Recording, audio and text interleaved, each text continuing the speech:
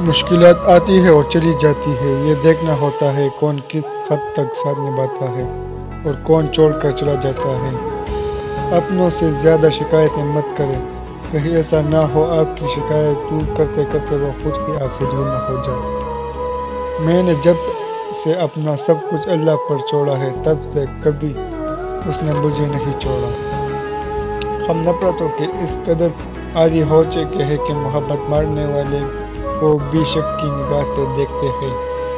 جو دوسروں کو عزت دیتا ہے اصل میں وہ خود عزت دار ہوتا ہے، کیونکہ انسان دوسروں کو وہی کچھ دیتا ہے جو اس کے پاس ہوتا ہے۔